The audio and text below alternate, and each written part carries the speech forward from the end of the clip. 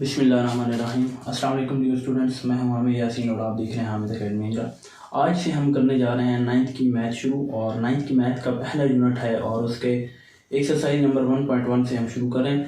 लेकिन पहले देख लेते हैं चैप्टर नंबर 1 का जो नेम है वो क्या है।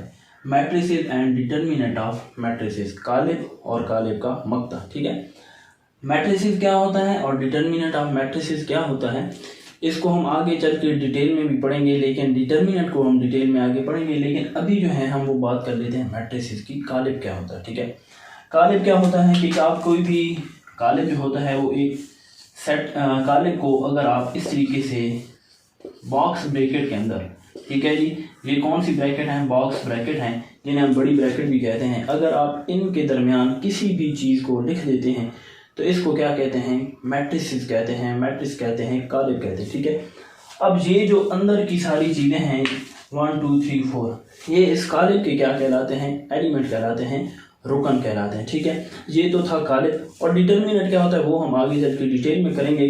अब हम शुरू करने जा रहे हैं एक्सरसाइज नंबर 1.1।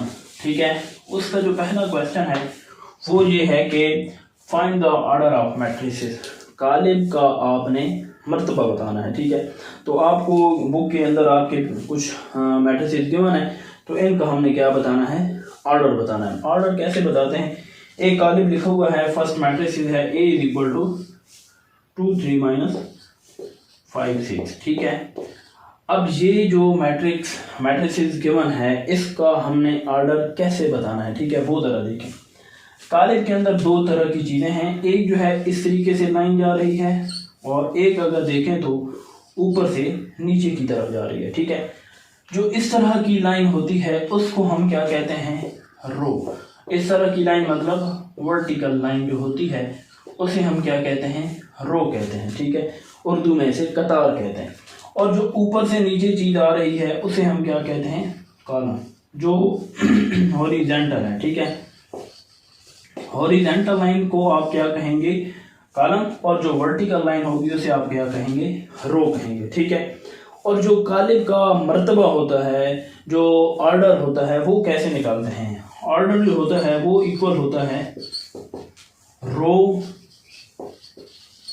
By column. ठीक है, अब जरा देखें इसके अंदर कितनी रो थी, ये हुई आपकी 1 और ये कौन सी हुई 2, तो इसके अंदर रो कितनी हो गई 2 बाय कॉलम कितने हैं जी, ये हुआ 1 और ये हुआ 2। ठीक है, तो अभी आपके सामने ये जो मैट्रिसेस गिवन था इसका आप क्या निकाल लिया, आपने ऑर्डर निकाल लिया।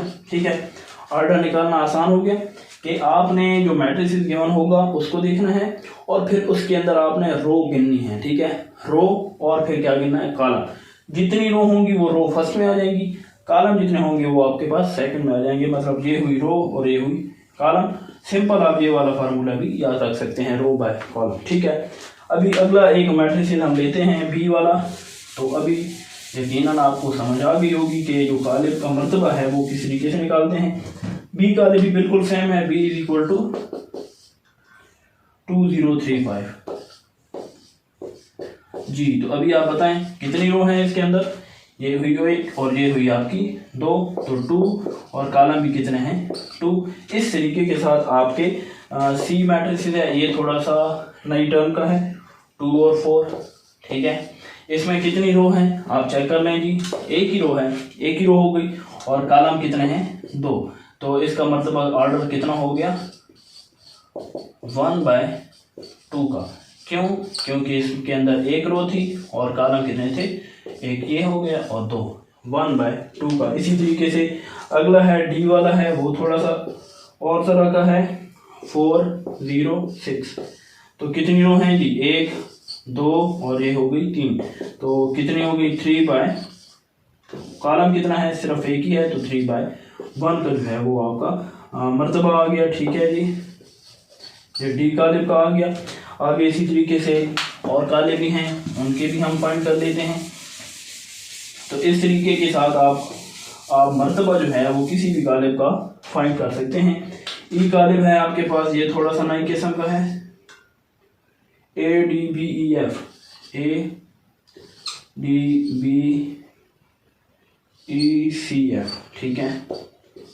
अब ज़रा देखें जी कितनी कॉलम है, कतारें कितनी हैं, एक R1 हो गई, ये R2 हो गई और ये क्या हो गई R3। और मर्तबा आपको पता है उसमें हम पहले क्या लिखते हैं, बिल्कुल रो लिखते हैं। रो कितनी है 3 बाय कॉलम कितने हैं, ये एक हो गया 1 C1 हो गया और ये एक हो गया C2, तो 3/2 आपका मर्तबा आ गया इस कॉलम का। इसी तरीके से आगे F कॉलम है तो ये आपके लिए नई चीज़ होगी। इसमें देखें सिर्फ एक ही एलिमेंट है, ठीक है। और जिस कॉलम के अंदर सिर्फ एक ही एलिमेंट हो उसे आप सिंगल मैट्रिसेस एलिमेंट भी कह सकते हैं, यक रुकनी भी कह सकते हैं, सिंगल टर्म भी कह सकते हैं, ठीक है। तो इसके अंदर रो कितनी है, एक, कॉलम कितने हैं, एक, तो इसका फिर मर्तबा भी कितना हुआ, इसका मर्तबा हुआ 1/1 का। ठीक हो गई बात जी। आगे फिर एक और कॉलम है 2, आगे जी चेक कर लेते हैं।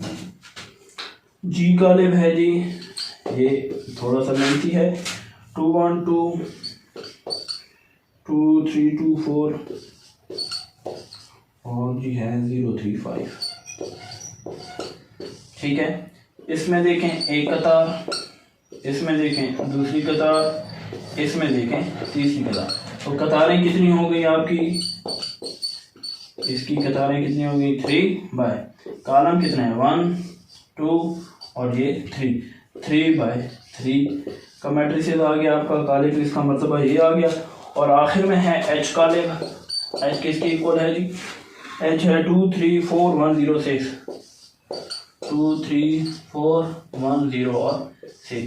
कितनी कतारें हैं 2 2 बाय कॉलम कितने हैं जी 2 और ये 3। इस तरीके के साथ आप किसी भी जो मैट्रिसेस है आप उसका ऑर्डर निकाल सकते हैं, ठीक है।